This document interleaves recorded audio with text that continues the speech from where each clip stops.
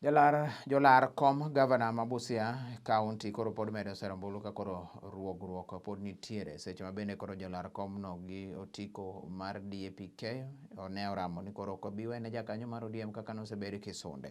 Jachung' mar DAPK onogono Moses Mulomi okwedo ndamo ma bende okawo kod jotelo mag DAPK lando ni koro osiro nyawadgi mar ODM Paul Otuoma kolero ni koro biro dhi nyaka edebe mondo mi koro tine japiny. Pamoja na mwenzangu tunawania hii kiti kwa azimio la umoja na tuko kwa chama cha DAP Kenya na sisi tutapigania hii kiti. Tunaomba wananchi watupatie nafasi na tutaenda mpaka mwisho. Tutafika kwa box na tutahakikisha kwamba ile nafasi ambayo wananchi watatupatia, tukipata nafasi ya kufanyia wananchi wa kazi ya Busia, tutaifanya vizuri.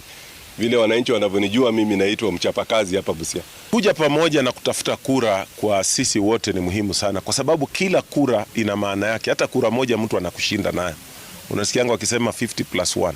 So mambo ya hofu ama nini, mimi naona tu kura zetu zimeongezeka.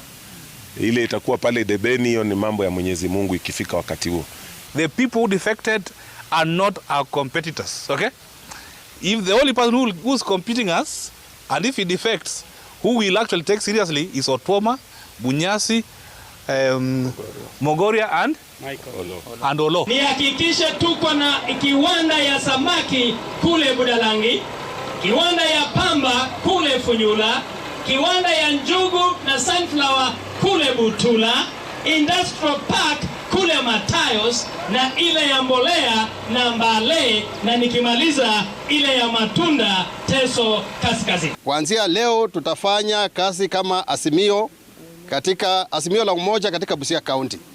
Na lengo letu la kwanza ni kuona ya kwamba tumefanyia Mheshimiwa Raila Amolo Odinga campaign ya kumfanya akuwe the 5th president of this country.